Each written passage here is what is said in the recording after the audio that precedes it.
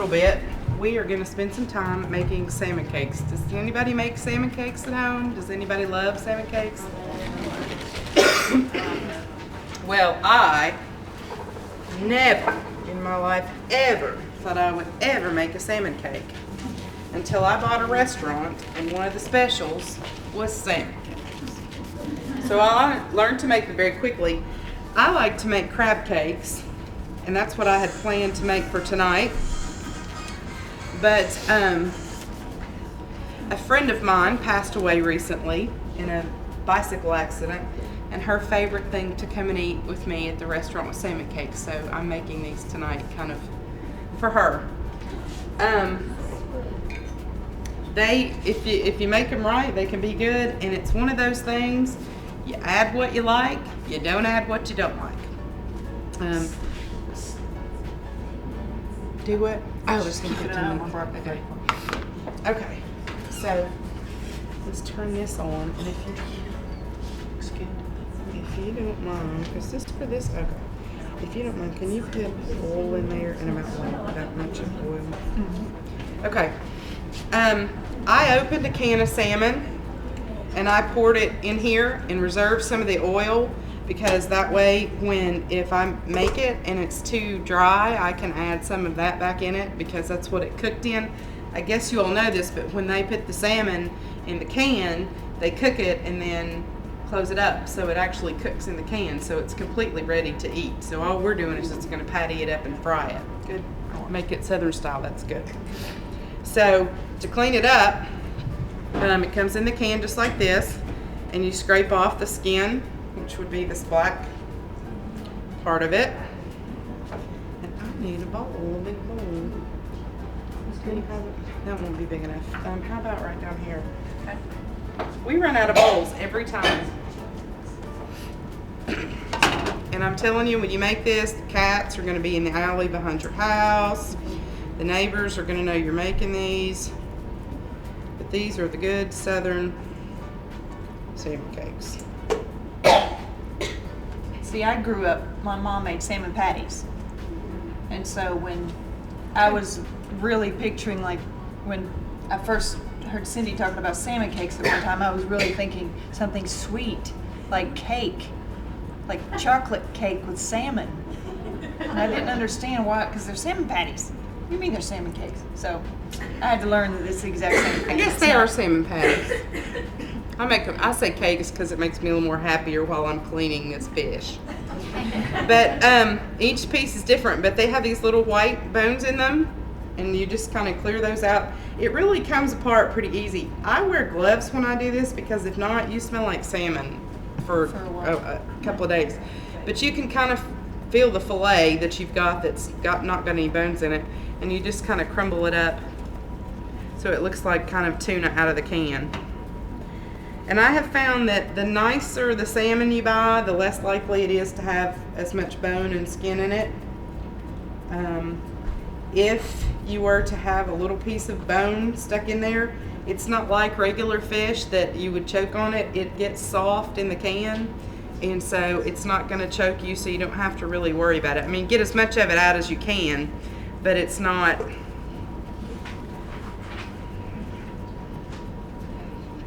And there's the bones. And we'll start with one can, and if that doesn't make enough, we'll add some more and cook some more later. But it is, once you get the gloves on, it is kind of ooey gooey, kind of fun to put together here. I tell you what, let's just do 2 cans, because that doesn't look like enough. And I haven't made these in a long time, and I hope they're good.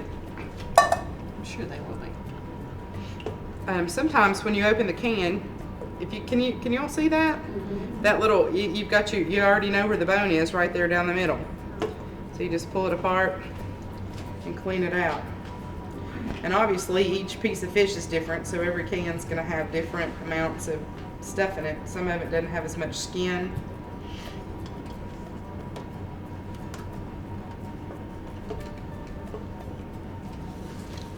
And one of the best ways to eat these, people like them by themselves, but in the summertime, to take a big slab of tomato and put them on a hamburger bun and make salmon cake or salmon patty sandwiches. I know people do that. And if you wanted to make a crab cake, you could kind of do it the same thing, only with crab meat. So this is how, got it all crumbled up. And I'm gonna set this over to the side with all this trash in it.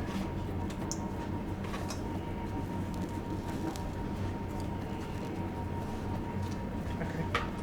And let me walk first.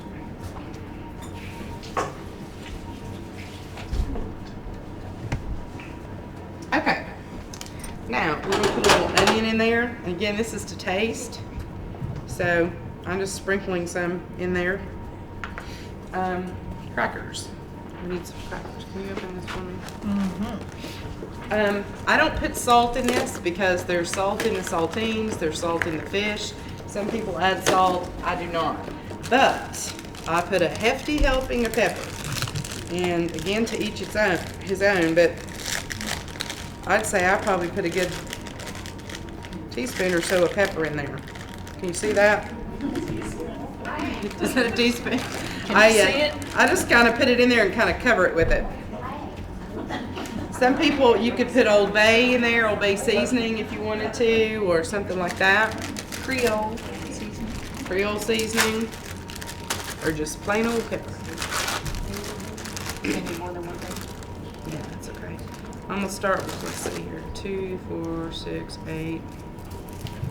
And I kind of grind them up in my hand and just sprinkle them over like this. Is that how everybody else does it? Anybody have any ways they do it other than that? And let me get my recipe, make sure I'm not forgetting anything. I need the eggs. I usually put 1 egg per can. Is that okay?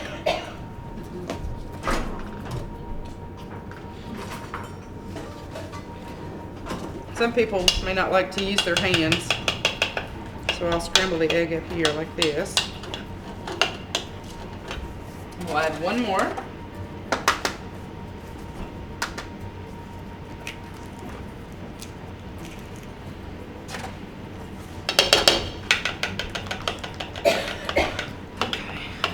Salmon. Oh, a little squirt of mayo.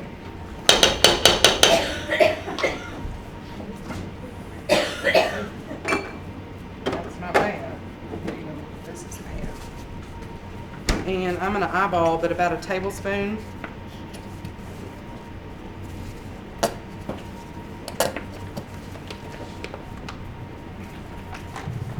Per can. And we'll start with that. Now, is that everything? Did I miss anything? And that goes in there. Okay, so I think that's everything. So here goes the fun part. And this is where you just kind of take it and mix up the whole thing. And getting it good mixed up is, I think, what makes them taste good. And the more you make things like this, obviously, the more you learn how wet you want them to be, how dry you want them to be. But this feels like it's pretty moist. And then you're going to put your skillet on, and we're going to fry them. So you want a little bit of oil in the bottom of the pan, more than just to cover it, but not so that it's deep fried. I don't know, I may add some of the oil. See how it's kind of still a little dry? So I'm going to take some of this oil back from the salmon and put it back in it. Maybe just a drizzle or so. Maybe about 1/4 of a cup of that to get it. You kind of want it to stick together like a hamburger sticks together.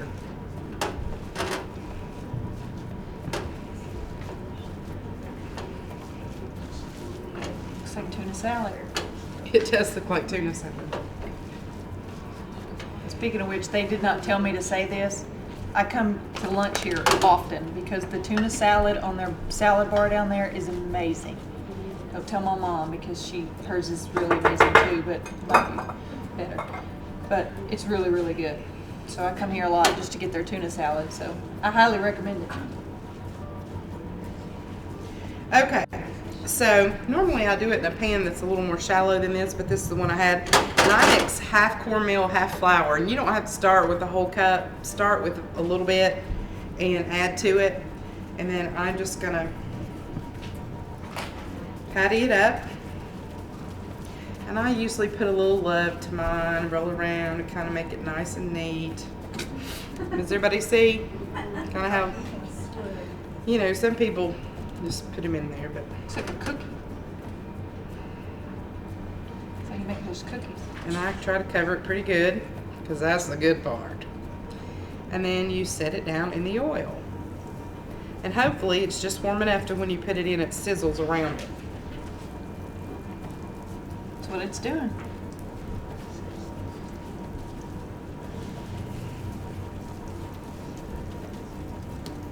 Anybody want to come up and make a salmon? Does anyone want to attempt I to have eat around this plenty hot of grease? gloves You're and doing a beautiful job. You are. Oh, get that fish on. We don't want to smell like fish and garlic. yeah. Oh, I tell you, the day that we would make these, you'd go home and my husband would say, please, go wash your hair. I mean, it got in your hair. Because, you know, I had to make like 100 of them or more. Whew. Now, what's something good to serve them with? That's your main meat. Well, you know, this size you could take to a party as an appetizer or something, or a picnic or something. But soup beans and cornbread, I mean, this is kind of a good southern thing, you know, like, or a night that you're having a lot of vegetables, like corn on the cob and tomatoes and green beans, a big country dinner. Or, you know, it's not like a formal fish dish. I mean, it's not formal at all. Now, how do you know when they're cooked? Well, everything in them basically is already cooked except where we Yeah. put the egg in it, Yeah. and then the onion a little bit. So pretty much just till they're brown on each side. Okay, I think they're just about done here.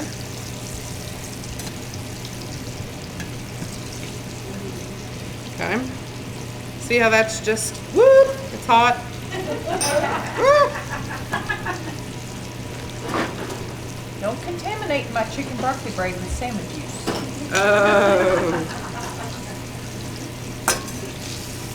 See how that's just golden crispy?